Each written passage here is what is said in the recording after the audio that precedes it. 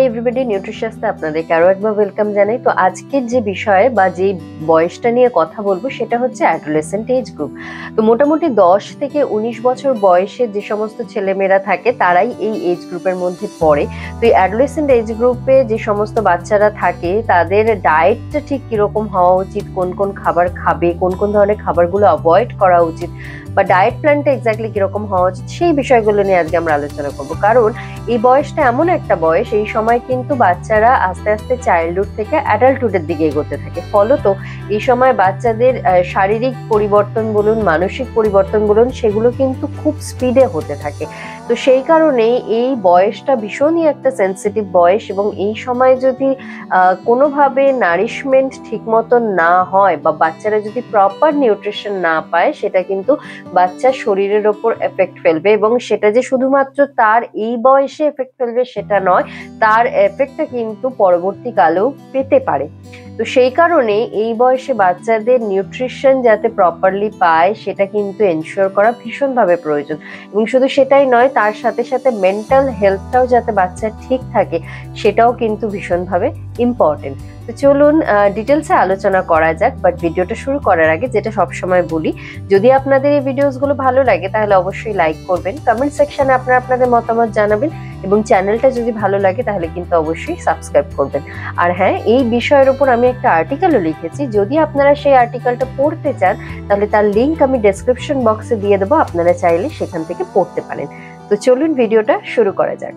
তো প্রথমেই যেটা বিষয় নিয়ে আলোচনা করব সেটা হচ্ছে এই অ্যাডোলেসেন্ট এজ গ্রুপের নিউট্রিশনাল রিকোয়ারমেন্ট। কারণ যেটা আমি আগেই বললাম যে বয়সটা এমন একটা বয়স, এই সময় কিন্তু বাচ্চাদের গ্রোথ অ্যান্ড ডেভেলপমেন্ট কিন্তু খুব র্যাপিডলি হয়। সেটা হাইটের ক্ষেত্রে বলুন, ওয়েটের ক্ষেত্রে বলুন, মাসের ক্ষেত্রে বলুন, বা বোন হেলথের ক্ষেত্রে বলুন, সমস্ত ক্ষেত্রেই কিন্তু ডেভেলপমেন্টগুলো খুব র্যাপিডলি হয়। ফলত তাদের নিউট্রিশনাল রিকোয়ারমেন্টসও কিন্তু বেশ হাই থাকে। তো এই রিকোয়ারমেন্টস যদি ঠিক মতন ফুলফিল না হচ্ছে, তো তাহলে কিন্তু সেটার এফেক্ট ডেফিনেটলি বাচ্চার হেলথের উপর পড়বে। তো সেই ক্ষেত্রে প্রথমেই ক্যালোরির কথায় আসি। ক্যালোরি রিকোয়ারমেন্টও এই সময় কিন্তু বাচ্চাদের বেশ হাই থাকে, এবং এই রিকোয়ারমেন্ট ডেফিনেটলি ডিপেন্ড করে বাচ্চার এজ, সেক্স বা অ্যাক্টিভিটি লেভেলের উপর। এবং প্রপারলি এনার্জি রিকোয়ারমেন্ট যদি ফুলফিল না হয় তাহলে কিন্তু বাচ্চা আস্তে আস্তে ইনঅ্যাক্টিভ হয়ে যেতে পারে। কারণ বাচ্চার এই বয়সটাতে বাচ্চারা খেয়াল করে দেখবেন খুব অ্যাক্টিভ থাকে, এবং সেই অ্যাক্টিভ থাকার জন্য কিন্তু বাচ্চার এনার্জি সাপ্লাই হওয়াটা ভীষণভাবে ইম্পর্টেন্ট। তো সেই কারণে বাচ্চার ক্যালোরি রিকোয়ারমেন্টটা ফুলফিল হওয়া ভীষণভাবে প্রয়োজন। তো আমি এখানে একটা চার্ট শো করছি, যেটা ICMR NIN এর 2020 গাইডলাইন অনুযায়ী যেটা পাবলিশ হয়েছিল। আপনারা এটা স্ক্রিনশট রাখতে পারেন আপনাদের সুবিধার জন্য, সেখান থেকে আপনারা একটা আইডিয়া পেয়ে যাবেন যে কোন বয়সের বাচ্চাদের কত পরিমাণ ক্যালোরি ইনটেক করা প্রয়োজন। তো এরপরে যেটা কথা বলবো সেটা হচ্ছে macronutrients. Mainly carbohydrate, protein, fat, এগুলোকে ম্যাক্রোনিউট্রিয়েন্টস বলা হয়। তো এই রিকোয়ারমেন্টস গুলো কিন্তু অ্যাডোলেসেন্ট এজ গ্রুপের যে সমস্ত বাচ্চারা থাকে তাদের ক্ষেত্রে বেশ হাই থাকে, এবং সেগুলো ফুলফিল হওয়াটা ভীষণভাবে প্রয়োজনীয়। কারণ কার্বোহাইড্রেট যদি বাচ্চা ডায়েটে ঠিক পরিমাণে না থাকে তাহলে কিন্তু বাচ্চা এনার্জি পাবে না, এবং সেটা যদি না হয় বা বাচ্চা যদি প্রপারলি এনার্জি না থাকে বাচ্চার মধ্যে, সেটা কিন্তু বাচ্চার ইনঅ্যাক্টিভ হওয়ার বা একটা ল্যাথার্জি ভাব বাচ্চার মধ্যে আসার প্রবণতা অনেক বেড়ে যাবে। তো সেই কারণে কার্বোহাইড্রেট যাতে সঠিক পরিমাণে বাচ্চার ডায়েটে থাকে সেটা এনশিওর করা ভীষণভাবে প্রয়োজনীয়। নেক্সট যেটা কথা বলবো সেটা হচ্ছে প্রোটিন। প্রোটিন তো বাচ্চার ডায়েটে অবশ্যই থাকা প্রয়োজন, সেটা বাচ্চার হেলদি গ্রোথ অ্যান্ড ডেভেলপমেন্টের জন্য ভীষণভাবে ইম্পর্টেন্ট। সেটা আপনার মাসেলের গ্রোথ অ্যান্ড ডেভেলপমেন্ট বলুন, টিস্যু রিপেয়ারিং এর জন্য বলুন, এনার্জি সাপ্লাইয়ের ক্ষেত্রে বলুন, সমস্ত ক্ষেত্রে প্রোটিন ভীষণভাবে প্রয়োজনীয়। সেই কারণে অবশ্যই এনশিওর করবেন বাচ্চাদের ডায়েটে প্রোটিন যেন প্রপারলি সাফিসিয়েন্ট অ্যামাউন্টে থাকে। কারণ প্রোটিন ডেফিসিয়েন্সি যদি বাচ্চার হচ্ছে সেটা কিন্তু বাচ্চার ম্যাল নারিশমেন্টের একটা কারণ হতে পারে। সুতরাং প্রোটিন রিকোয়ারমেন্ট ফুলফিল হওয়াটা ভীষণভাবে প্রয়োজনীয়। নেক্সট যেটা কথা বলবো সেটা হচ্ছে ফ্যাট রিকোয়ারমেন্টসও কিন্তু বাচ্চাদের ফুলফিল হওয়াটা দরকার। তার কারণ ফ্যাট যেমন এনার্জি সাপ্লাইয়ের ক্ষেত্রে হেল্প করে, ঠিক সেই রকম যে সমস্ত ফ্যাট সলিউবল ভাইটামিনস গুলো রয়েছে, যেমন ভাইটামিন এ, ডি, ই, কে, এই ধরনের ভাইটামিনস গুলো আমাদের শরীরে অ্যাবজর্পশনের ক্ষেত্রেও কিন্তু ফ্যাট একটা বড় রোল প্লে করে। সুতরাং বাচ্চার ডায়েটে যাতে হেলদি ফ্যাট থাকে এবং সেই রিকোয়ারমেন্টটা যাতে ফুলফিল হয়, সেটাকে কিন্তু অবশ্যই এনশিওর করতে হবে। আমি এখানে একটা চার্ট শো করছি, সেখানে আপনারা দেখতেই পাবেন যে বয়স অনুযায়ী কোন ম্যাক্রোনিউট্রিয়েন্টসের কিরকম কি রিকোয়ারমেন্ট আছে। আপনারা চাইলে সেটা স্ক্রিনশট নিয়ে নিতে পারেন আপনাদের সুবিধার জন্য। তো নেক্সট আসে কিছু মাইক্রোনিউট্রিয়েন্টের কথায়। তার কারণ এই অ্যাডোলেসেন্ট এজ গ্রুপের মধ্যে বেশ কিছু মাইক্রোনিউট্রিয়েন্টস ডেফিসিয়েন্সি কিন্তু বেশ কমন, যেমন ভাইটামিন এ, vitamin D, calcium, iodine, iron, এই ধরনের এসেনশিয়াল ভাইটামিনস বা মিনারেলস এর ডেফিসিয়েন্সি কিন্তু এই বয়সী বাচ্চাদের মধ্যে দেখতেই পাওয়া যায়। এটার একটা বড় কারণ হচ্ছে পুয়ার ডায়েটারি হ্যাবিট, কারণ এই বয়সী বাচ্চাদের নিজেদের মতামত প্রকাশ করার একটা ভীষণ বড় প্রবণতা থাকে, এবং যার ফলে কি হয়, অনেক সময় দেখা যায় অনেক বাচ্চাই ভেজিটেবলস বলুন, ফ্রুটস বলুন, সেগুলোকে কিন্তু তার ডায়েটে ইনক্লুড করতে চায় না। এবার এটা যদি কন্টিনিউয়াসলি হতে থাকে তো খুব স্বাভাবিক তার শরীরে কিন্তু নিউট্রিয়েন্টস এর ডেফিসিয়েন্সি হবেই, কারণ ফ্রুটস, ভেজিটেবলস এগুলো কিন্তু প্রচুর পরিমাণে ফাইবার বলুন, এসেনশিয়াল ভাইটামিনস, মিনারেলস বলুন, অ্যান্টিঅক্সিডেন্ট, এই সমস্ত ধরনের এসেনশিয়াল নিউট্রিয়েন্টস কন্টেইন করে। সুতরাং এগুলো যদি বাচ্চা যদি ফ্রুটস, ভেজিটেবলস যদি তার ডায়েটে ইনক্লুড না করছে, তো খুব স্বাভাবিক এই ধরনের নিউট্রিয়েন্টস এর ডেফিসিয়েন্সি তার ডায়েটে হবে। তো এটা একটা বড় কারণ। এর সাথে সাথেও অনেক সময় দেখা যায় কিছু সোশ্যাল ট্যাবুজের কারণে বা ধরুন ফ্যামিলির লো ইনকাম গ্রুপের কারণেও বাচ্চারা অনেক সময় নিউট্রিশনাল ডেফিসিয়েন্সিতে ভোগে। তো সেই কারণে এটা এনশিওর করা প্রয়োজন যে বাচ্চার ডায়েটে যাতে প্রপার নিউট্রিশন যুক্ত খাবার রয়েছে। তো আমি এখানে কিছু মাইক্রোনিউট্রিয়েন্টস যেগুলো কথা আমি বললাম সেগুলো চার্ট শো করছি, আপনারা দেখতেই পাবেন যে বয়স অনুযায়ী কতটা রিকোয়ারমেন্ট রয়েছে কোন কোন ভাইটামিনস এবং মিনারেলস এর, সেটার একটা আইডিয়া আপনারা পেয়ে যাবেন। তো এবার যে প্রশ্নটা আসে যে অ্যাডোলেসেন্ট এজ গ্রুপে যে সমস্ত বাচ্চারা রয়েছে তাদের ডায়েটে কি কি ধরনের খাবার ইনক্লুড করা উচিত। তো গ্রেনস দিয়ে আমরা শুরু করি। তো গ্রেনস এর মধ্যে অবশ্যই oats, rice, whole grain product বা মাল্টিগ্রেন আটার যে সমস্ত চাপাটি বলুন বা ব্রেড, সেগুলো আপনারা ডায়েটে ইনক্লুড করতে পারেন। প্রোটিনের মধ্যে ডেফিনেটলি অ্যানিমাল সোর্সের মধ্যে এগ, চিকেন, ফিশ, এগুলো তো অবশ্যই রাখতে পারেন। যারা প্লান্ট বেসড প্রোটিন খান তাদের ক্ষেত্রে ডেফিনেটলি পালসেস, লেগিউমস, পনির, টোফু, এই ধরনের খাবারগুলো অবশ্যই বাচ্চার ডায়েটে ঘুরিয়ে ফিরিয়ে দেবেন।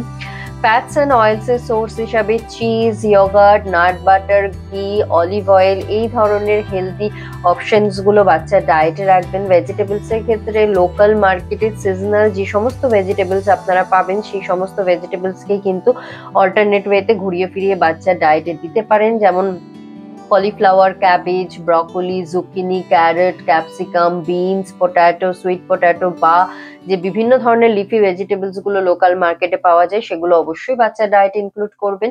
ফ্রুটস এর ক্ষেত্রেও একই জিনিস বলার, যে সমস্ত ফ্রুট সিজনালি লোকাল মার্কেটে অ্যাভেলেবেল আছে সেগুলো অবশ্যই বাচ্চাকে দেবেন। ডেয়ারি প্রোডাক্টস এর ক্ষেত্রে যেমন definitely cow milk, cheese, cottage cheese, দই, এই ধরনের খাবারগুলো অবশ্যই বাচ্চাকে দেবেন।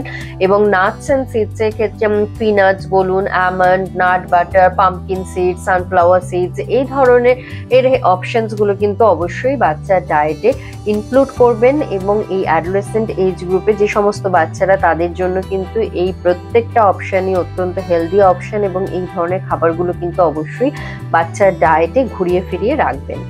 তো নেক্সট যে কোশ্চেনটা আসে যে অ্যাডোলেসেন্ট এজ গ্রুপে যে সমস্ত বাচ্চাদের ফুড রেস্ট্রিকশন কিছু থাকে কিনা। তো সেক্ষেত্রে যেটা বলার যে এই বয়সী বাচ্চাদের কিন্তু ফুড রেস্ট্রিকশন অ্যাজ সাচ কিছু থাকে না, যদি না বাচ্চার কোনো স্পেসিফিক খাবারে কোনো অ্যালার্জিক রিয়াকশন আছে বা কোনো হেলথ ইস্যুর কারণে কোনো খাবারের রেস্ট্রিকশন রয়েছে। আদারওয়াইজ সব ধরনের খাবারই কিন্তু বাচ্চারা খেতে পারে। তবে হ্যাঁ, যেটা আগেই বললাম যে এই বয়সী বাচ্চাদের ওপিনিয়ন খুব স্ট্রং হয়, এবং তার ফলে কি হয়, অনেক সময় বাচ্চারা জোর করে বিভিন্ন ধরনের স্ট্রিট ফুড বা ফাস্ট ফুড, এই ধরনের খাবারগুলোর প্রতি ভীষণভাবে অ্যাডিক্টেড হয়েছে। এবং অনেক বাচ্চাকেই দেখা যায় যে তারা যত না বাড়ির খাবার খাচ্ছে তার থেকে মানে প্রচুর বেশি চিপস বলুন, কোল্ড ড্রিঙ্কস বলুন, চকলেট বলুন বা বাইরে চাউমিন, রোল এই ধরনের খাবারগুলো খাচ্ছে, এবং সেইটাকে আটকানোটা ভীষণভাবে প্রয়োজন। কারণ এই ধরনের খাবার যদি কন্টিনিউয়াসলি বাচ্চারা খেতে থাকে, সেটা কিন্তু তার শরীরের জন্য খুবই খারাপ প্রভাব ফেলবে, এবং এইটা বাচ্চাকে বোঝানোটা ভীষণভাবে প্রয়োজন, এবং সেটার জন্য মা বাবাকে তার দায়িত্ব নিতে হবে। তবে হ্যাঁ, তার কারণে এরম নয় যে আপনি তাকে মেরে ধরে সেটা বোঝাচ্ছেন, কারণ মারলে বা খুব বেশি বকাঝকা করলে, বিশেষ করে এই বয়সে কিন্তু কাজ খুব একটা হয় না। কারণ ওই যে বললাম, যেহেতু এই বয়সে বাচ্চাদের ইমোশনস গুলো খুব স্ট্রংলি কাজ করে, তো যত বেশি বকাঝকা করা বা মারা ধরা হবে, তত বাচ্চার মধ্যে হয়তো জেদটা বেশি চেপে যেতে পারে, তো তাতে হিতে বিপরীত হতে পারে। তো সেই কারণে বেটার হচ্ছে বাচ্চা বয়স থেকে মানে বাচ্চাকে এডুকেট করা বা প্রপার নলেজটা দেওয়া যে কোন খাবার তার শরীরের জন্য ভালো এবং কোন খাবার তার শরীরের জন্য খারাপ প্রভাব ফেলতে পারে। তাহলে কিন্তু বাচ্চার পক্ষেও সেটাকে অ্যাডাপ্ট করা অনেক ইজি হয়ে যাবে। কারণ একটা জিনিস এই বয়সের ক্ষেত্রে বিশেষ করে মাথায় রাখা প্রয়োজন, যে এই অ্যাডোলেসেন্ট এজ গ্রুপটা এমন একটা বয়স, এই সময় কিন্তু আস্তে আস্তে বাচ্চারা তাদের বন্ধু বান্ধবদের সাথে বা তাদের সমবয়সী মানুষজনদের সাথে সোশ্যালাইজ করতে ভালোবাসে, বা তাদের সাথে অনেক সময় মাঝে মাঝে বেরোনো বলুন, বন্ধু বান্ধবদের সাথে কোথাও খেতে যাওয়া বলুন, এগুলো কিন্তু করে থাকে, সবাই করে, আমরাও আমাদের ওই বয়সটাতে করেছি। তো এবার সবেতে যদি আপনি বাধা দিতে থাকেন, তাহলে কিন্তু সেটা তার বাচ্চার জন্য একটা নেগেটিভ এফেক্ট ফেলতে পারে। তো সেই কারণে বেটার হচ্ছে বাচ্চাকে মাঝে মাঝে সেটা করতে দিন, সেটা অ্যালাউ করুন। তবে হ্যাঁ, কিন্তু বাচ্চাকে প্রপারলি এই গাইডেন্সটা দিন তার সাথে সাথে, যে কোন খাবারটা বেশি তার শরীরের জন্য হেলদি এবং কোন খাবারটা যতটা সম্ভব পারা যায় অ্যাভয়েড করতে হবে। তো সেই গাইডেন্সটা যদি বাচ্চা প্রপারলি পায়, তাহলে তার পক্ষেও কিন্তু ব্যালেন্স করাটা ভীষণ ইজি হয়ে যাবে, বাইরের খাবার ভার্সেস হোমমেড হেলদি খাবার। এবং সেই ব্যালেন্সিংটা যদি সে ঠিক মতন করতে পারে, তাহলে কিন্তু সে খুব ভালোভাবেই সেই জিনিসটাকে ম্যানেজ করতে পারবে, এবং এটাই কিন্তু এই বয়সী বাচ্চাদের জন্য ভীষণভাবে ইম্পর্টেন্ট। তো নেক্সট যেটা কথা বলবো সেটা হচ্ছে কিছু কমন হেলথ ইস্যুস, যেগুলো কিন্তু এই অ্যাডোলেসেন্ট এজ গ্রুপের বাচ্চাদের ক্ষেত্রে পরিলক্ষিত হয়, সেই বিষয়টা নিয়ে ডিসকাস করব। তো প্রথমেই তার মধ্যে যেটা কথা বলো সেটা হচ্ছে আয়রন ডেফিসিয়েন্সি অ্যানিমিয়া, যেটা কিন্তু ভারতবর্ষের মতন দেশে অ্যাডোলেসেন্ট এজ গ্রুপের বাচ্চাদের জন্য একটা বড় চিন্তার কারণ। কারণ যদি আপনারা পরিসংখ্যানের দিকে তাকান, তাহলে দেখতে পাবেন যে ন্যাশনাল মেডিকেল জার্নাল অফ ইন্ডিয়ার রিপোর্ট অনুযায়ী প্রায় 56% অ্যাডোলেসেন্ট গার্ল এবং 30% অ্যাডোলেসেন্ট বয় যারা কিন্তু অ্যানিমিক।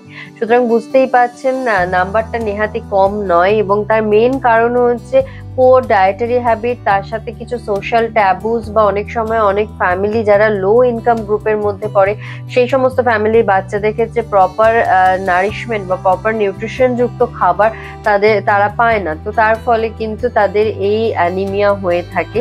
কিন্তু এই বিষয়টা ভীষণভাবে এনশিওর করা প্রয়োজন যে বাচ্চার ডায়েটে যাতে প্রপার আয়রন রিচ ফুড রয়েছে, এবং বিশেষ করে মেয়েদের ক্ষেত্রে তো বটেই, কারণ মেয়েরা যদি এই বয়সে অ্যানিমিক থাকছে এবং সেটা কন্টিনিউ চলতে থাকে, পরবর্তীকালে যখন সেই মেয়েটি প্রেগনেন্ট হচ্ছে, সেই সময় কিন্তু তার জন্য যেমন সেটা ভীষণ বড় একটা রিস্কের কারণ, সাথে সাথে কিন্তু তার বাচ্চার জন্য সেটা রিস্কের কারণ হয়ে দাঁড়ায়।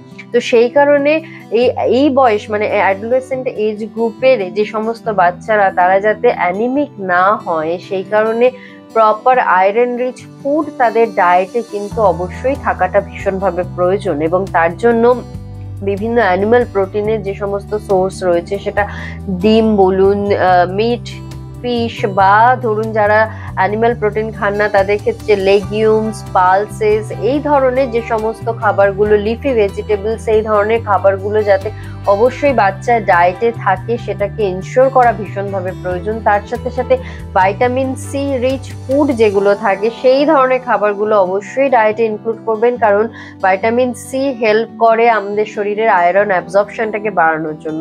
তো সেই কারণে এই ধরনের খাবারগুলো অবশ্যই ডায়েটে যাতে থাকে সেটাকে এনশিওর করা প্রয়োজন। এবং তার সাথে আরেকটা জিনিসও বলবো, সেটা হচ্ছে যখনই কোনো খাবার খাবেন, খাবার খাওয়ার সাথে সাথেই বাচ্চাদেরকে চা বা কফি এই ধরনের খাবারগুলো বা এই ধরনের ড্রিঙ্কস গুলো তাদেরকে দেবেন না, কারণ চা কফি কিন্তু শরীরে আয়রন অ্যাবজর্পশনটাকে কমিয়ে দেয়। তো সেই কারণে অ্যাটলিস্ট 45 to 60 মিনিট গ্যাপ দিন কোনো মিলের পর, তারপরে আপনি বাচ্চাকে চা বা কফি সেটা ড্রিঙ্ক করতে দিতে পারেন। তো এই জিনিসগুলোকে মাথায় রাখাটা কিন্তু ভীষণভাবে প্রয়োজন আয়রন ডেফিসিয়েন্সি অ্যানিমিয়াকে আটকানোর জন্য, বিশেষ করে অ্যাডোলেসেন্ট এজ গ্রুপের ক্ষেত্রে। নেক্সট যেটা কথা বলবো সেটা হচ্ছে ওবিসিটি, যেটা গ্লোবালি একটা ভীষণ চিন্তার বিষয়। কারণ 2022 সালে WHO রিপোর্ট যদি আপনারা দেখেন তাহলে বুঝতে পারবেন প্রায় 160 মিলিয়ন বাচ্চা, সেটা শিশু এবং অ্যাডোলেসেন্ট এজ গ্রুপের বাচ্চা মিলিয়ে কিন্তু ওবেস রিপোর্টেড হয়েছে। সুতরাং বুঝতে পারছেন নাম্বারটা নেহাতি কম নয়, এবং এটার একটা বড় কারণ হচ্ছে বাচ্চাদের আনহেলদি লাইফস্টাইল। তো সেই কারণে বাচ্চারা যাতে একটা হেলদি লাইফস্টাইল লিড করছে, বাচ্চার ডায়েট যাতে প্রপার নিউট্রিশনাল ফুড রয়েছে সেইটাকে ইনশিওর করাটা ভীষণভাবে প্রয়োজন। একটা নিউট্রিশনাল ব্যালেন্স ডায়েট বাচ্চা প্রপারলি ফলো করছে, প্রপারলি ফিজিক্যালি অ্যাক্টিভ রয়েছে, সেইগুলোকে যাতে ইনশিওর করা যায় সেটা কিন্তু দেখাটা ভীষণভাবে প্রয়োজন। কারণ একটা জিনিস মাথায় রাখা দরকার, সেটা হচ্ছে বাচ্চা বয়সে বাচ্চা যদি ওভারওয়েট বা ওবেস থাকছে, তারপরে সে যখন অ্যাডাল্ট হচ্ছে তখন কিন্তু সে অন্যান্য বিভিন্ন ধরনের হেলথ ইস্যুর সম্মুখীন হতে পারে, বা সেগুলোর রিস্ক কিন্তু অনেক বেশি বেড়ে যায়। যেমন সেটা ডায়াবেটিস টাইপ 2 হতে পারে, হাই ব্লাড প্রেশার হতে পারে, কোলেস্ট্রল লেভেল বেড়ে যেতে পারে, হার্টের সমস্যা আসতে পারে।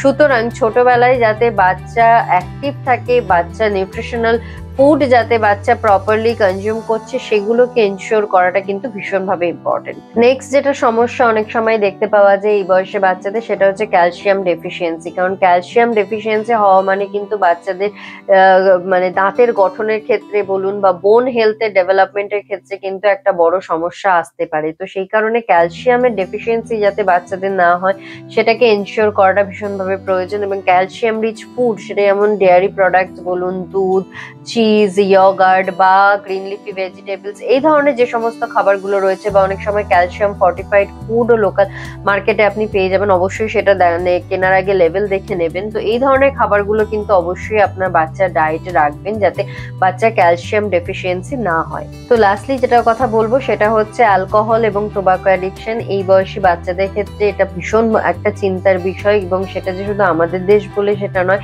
গ্লোবালি এটা একটা চিন্তার বিষয়। কারণ রিপোর্টের দিকে যদি আপনারা তাকান তাহলে দেখতে পাবেন WHO 2018 সালে একটি রিপোর্ট বেরিয়েছিল, যেখানে দেখা যাচ্ছে প্রতি 10 জনের মধ্যে একজন যাদের বয়স 13 থেকে 15 বছরের, সেরকম ছেলেমেয়েরা কিন্তু টোবাকো দ্বারা অ্যাডিক্টেড। এবং 2016 সালে একটি রিপোর্ট বেরোয়, সেখানে দেখা যাচ্ছে প্রায় 155 মিলিয়ন অ্যাডোলেসেন্ট বাচ্চা যাদের বয়স 15 থেকে 19-এর মধ্যে, তারা কিন্তু অ্যালকোহল দ্বারা অ্যাডিক্টেড।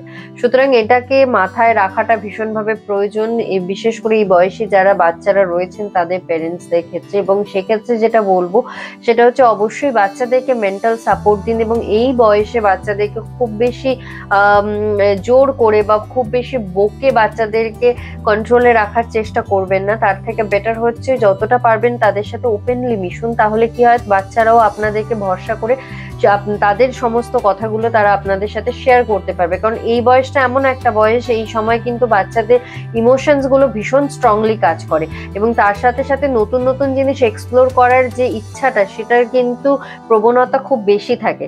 এবার সেটা ভালো দিকে গেলে সেটা তো খুব ভালো কথা, কিন্তু অনেক বাচ্চাই থাকে যাদের ক্ষেত্রে কি হয় না, এই সমস্ত ভুলভাল জিনিসপত্রের দিকে অ্যাডিক্টেড তারা হয়ে যায়। সেটা অ্যালকোহল হতে পারে, টোবাকো হতে পারে, ড্রাগ হতে পারে, এই ধরনের মারাত্মক জিনিসপত্রের দিকে অ্যাডিকশন তাদের চলে যায়, যার ফলে কিন্তু ভবিষ্যতে তাদের পুরো জীবনটা নষ্ট হয়ে যায়। সেটা আমরা সকলেই জানি, এটা নিয়ে আলাদা করে কিছু বলার নেই। তো সেই কারণে যাতে বাচ্চাদেরকে আপনি চেকে রাখতে পারেন, তারা কোথায় যাচ্ছে, কার সাথে মিশছে, সেই জিনিসগুলো যাতে আপনার জানা থাকে বা আপনার সেই বিষয়টা নিয়ে আইডিয়া থাকে, সেটার জন্য ভীষণভাবে প্রয়োজন বাচ্চাদের সাথে ওপেনলি মেশা, বিশেষ করে এই বয়সী বাচ্চাদের জন্য। কারণ এই বয়সী বাচ্চারা কিন্তু খুব সেন্সিটিভ হয়। সুতরাং জোর করে রাগ দেখিয়ে, ভয় দেখিয়ে কিন্তু যতটা না কাজ হয়, তার থেকে যদি আপনি তাদের সাথে ওপেনলি মেশেন এবং বন্ধুর মতন মেশেন, সেটা কিন্তু অনেক বেটার কাজ দেবে।